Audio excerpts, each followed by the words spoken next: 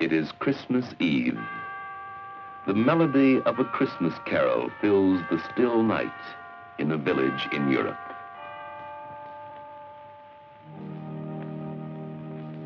It is Christmas Eve. The same song comes from a church in a small town in America. For nearly 150 years, in many parts of the world, people have been singing this carol. It is the song we call Silent Night.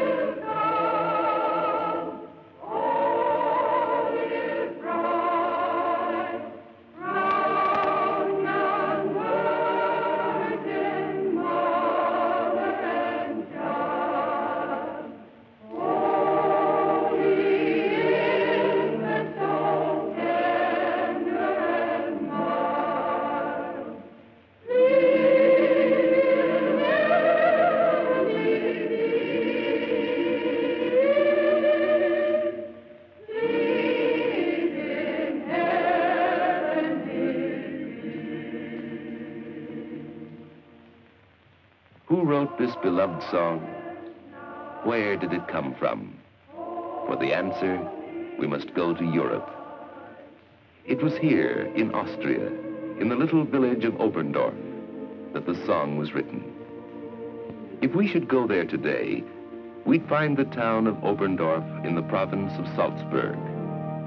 Here we can trace the history of the song.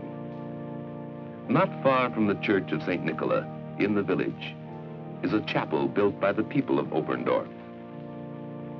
Inside the chapel, the story of Silent Night is told in two portraits of stained glass. One is of Father Moore, the village priest who wrote the words of the song. His friend was Franz Gruber, the teacher and choir master who composed the music of Silent Night. For the story of the two men and the song they wrote, we must go back a long time. We must go back a century and a half. It is the year 1818, in the holiday season, the Christmas season. In the village, it is the time of age-old Christmas customs. Groups of girls are visiting each house, carrying with them a painting of Mary and Joseph. Boys representing the shepherds of Bethlehem come to the houses caroling. They are collecting gifts of food for the poor. The story they tell in song is one that never loses interest, for it is the story of the first Christmas. And the same story will be told again in the Christmas Eve service in the church. But on this afternoon, the door of the church stands open, and all is still. Inside, the choir master, Franz Gruber, has discovered that the organ is broken.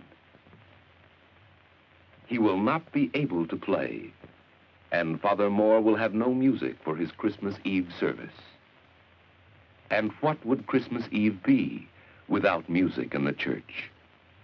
The problem was one for Father Moore, but he was not here.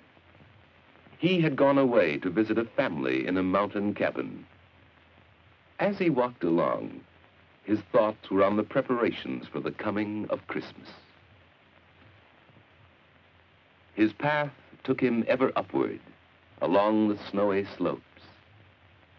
Above him was the forest, dark against the gleaming snow.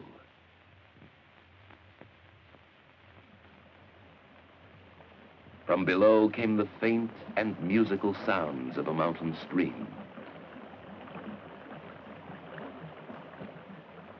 And all about him was the quiet beauty of God's world. It was evening when he reached the house.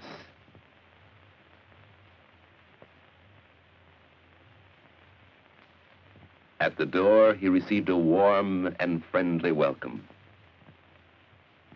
And there before him lay a baby with his mother. Perhaps as he watched, Father Moore may have thought of another child, the Christ child, lying in the manger. It was night when Father Moore started back to the village. In the moonlight, the mountain slope lay still and calm. It was a beautiful night, a holy night. Father Moore thought of many things: the child he had seen, the beauty of the night, the Christmas soon to come. And so it was, as some say, that on his return to the village, Father Moore wrote a poem. The words seemed to come quickly and easily. Stille Nacht, heilige Nacht. Silent night, holy night. Even as he wrote, the priest wondered whether the poem could be set to music. Father Moore decided to take it to Franz Gruber. The two friends, priest and schoolteacher, talked it over together. The schoolteacher began to read. Silent night, holy night. Why, this was a poem that was meant for Christmas. Father Moore wondered, could the words be set to music? Of course, Franz Gruber would compose a melody. Perhaps they would have some music for their Christmas Eve service after all. The words themselves seemed to suggest the melody, a simple melody, one that Franz Gruber first played on his guitar.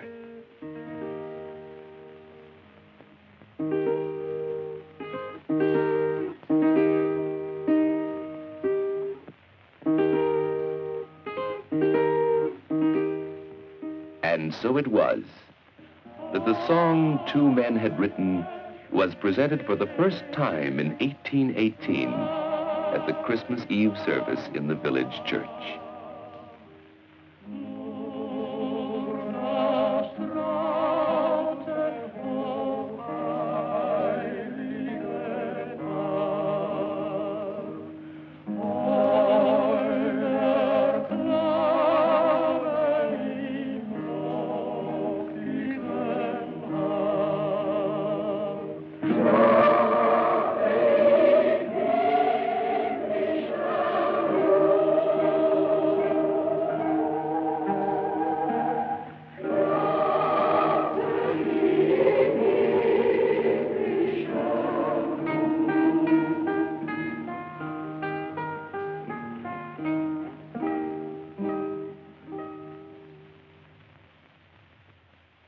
Christmas was over, and in the days that followed, no one outside the village knew about the song.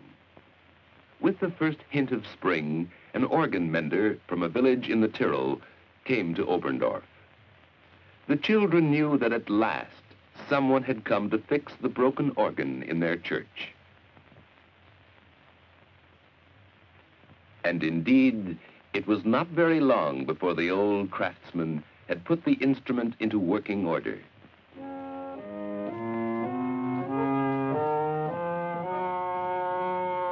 Now, he said to the choir master, you try it. And so Franz Gruber sat down and began to play the Christmas song he had written some weeks before.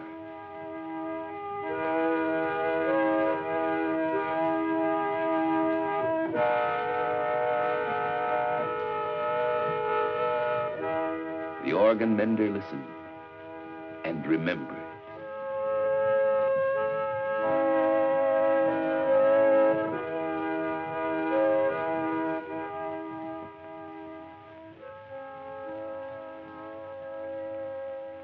All the way back to his own village, the organ mender thought of the lovely words and simple melody.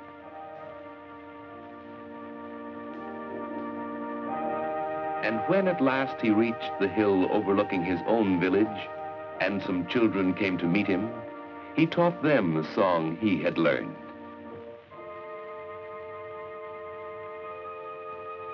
Down the hill ran the children, and with them went the song, Silent Night.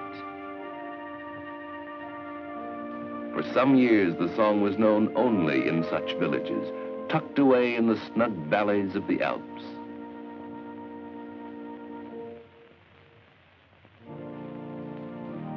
But finally, it found its way to St. Peter's Abbey in Salzburg. And from the city of Salzburg in Austria, the song was eventually carried to other places in Europe. To Paris,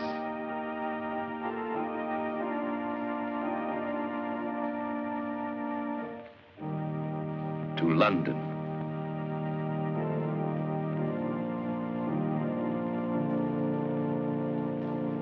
and then to places in America, to the cities, and to the small towns. Today, Silent Night is a song that belongs to everyone.